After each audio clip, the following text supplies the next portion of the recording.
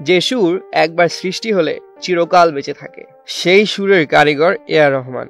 কিন্তু আজ তার ব্যক্তিগত জীবনের সুর যেন থেমে গেছে। 29 বছরের দাম্পত্য জীবন, যা একসময় ছিল ভালোবাসা ও সঙ্গীতের অপূর্ব মেলবন্ধন, সেই সম্পর্কেই নেমে এসেছে বিচ্ছেদের করুণ ছায়া। গতকাল মধ্যরাতে এলো এক হৃদয় বিদারক খবর। এনডিটিভি, ইন্ডিয়া টুডে এবং হিন্দুস্তান টাইমসের প্রতিবেদন অনুযায়ী এ.আর রহমানের স্ত্রী সায়রা বানুর আইনজীবী এক আনুষ্ঠানিক বিবৃতিতে জানিয়েছেন, বহু বছরের এই সম্পর্ক ভাঙার সিদ্ধান্ত নিয়েছেন এই দম্পতি। পারিবারিক সম্মতিতে নেওয়া এই পদক্ষেপের পেছনে রয়েছে মানসিক চাপ এবং ক্রমশ বাড়তে থাকা দূরত্ব।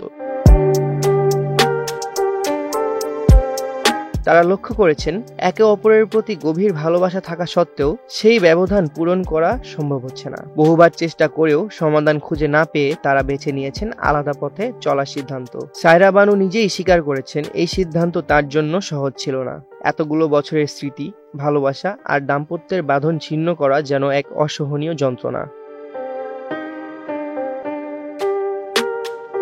1995 সালে পারিবারিক পছন্দে বিয়ে করেছিলেন এ.আর রহমান। সায়রা বানুর সঙ্গে তার সাংস্কৃতিক ভিন্নতা থাকলেও ভালোবাসা আর সম্মানের মধ্য দিয়ে তারা এগিয়ে গেছেন বহু পথ। তাদের 3 সন্তান খাদিজা, রহিমা এবং আমিনকে নিয়ে জীবনে ছিল এক সুরেলা অধ্যায়।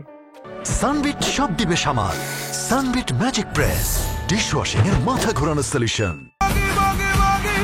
রহমানের সঙ্গীতের মতো তার জীবনের গল্পও নানা বাঁক নিয়েছে।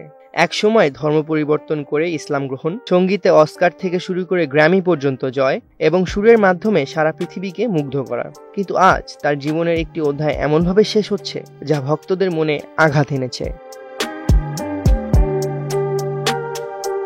এই বিচ্ছেদের কারণ যতই ব্যক্তিগত হোক, বিশ্বজুড়ে কোটি ভক্তের মনে জাগিয়েছে প্রশ্ন, যে ভালোবাসা একদিন সুরে বেঁধে রাখত তাদের, সেই সুর কেন থেমে গেল?